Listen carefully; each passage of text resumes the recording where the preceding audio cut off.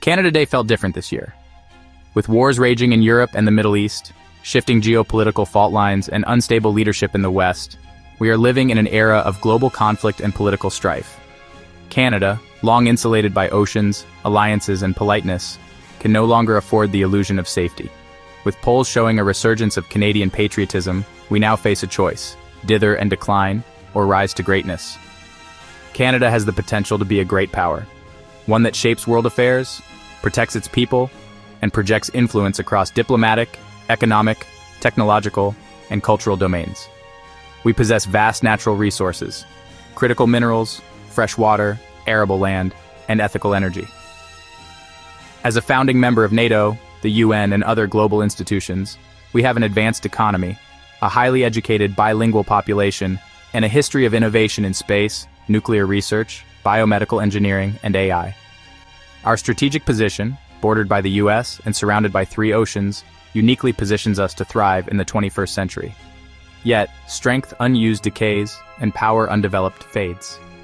Canada is not a serious player on the world stage.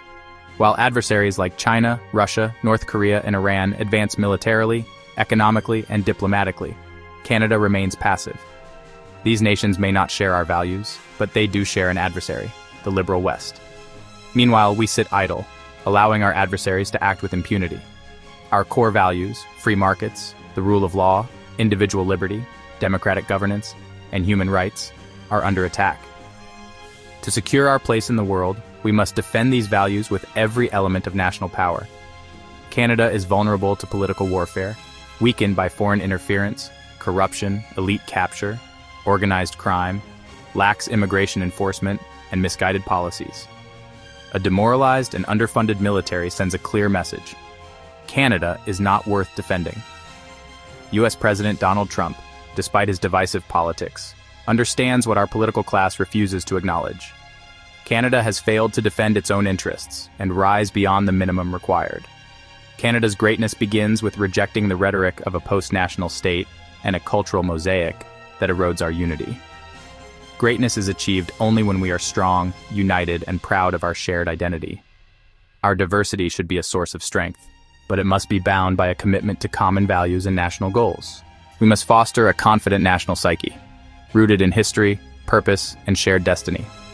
This sense of pride should be instilled in every school, celebrated in every region, and defended at every level of government.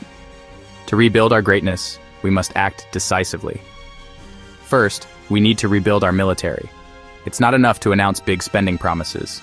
We must invest wisely. We must make military service a career young Canadians aspire to, grow both the regular and reserve forces, and invest in cyber and space capabilities that rival NATO nations.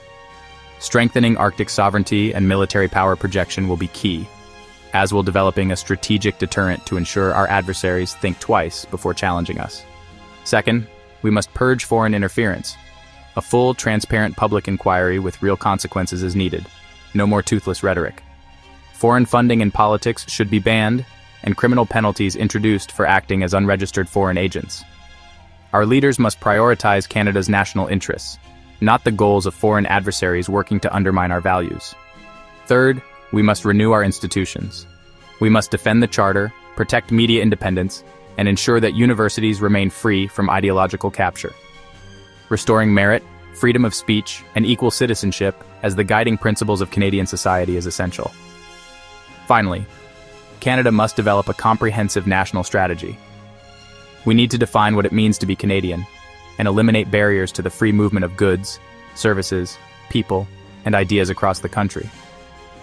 By investing in northern infrastructure, energy corridors, and advanced research, we can strengthen our national position. Immigration must be reformed to ensure high-value integration into Canadian society. We should build hubs for space, quantum computing, AI, and nuclear innovation, and unleash our natural resources for global trade. Canada's path to greatness will not be easy, but it is well within our grasp. Nation building is difficult, but it is necessary. We are the descendants of pioneers and rebels, builders and warriors, who carved a nation from wilderness. Our future is bright, but only if we commit to making it so. Let this past Canada Day be the moment we decided to become the great power we are destined to be. We owe it to each other, to our children, and to our allies.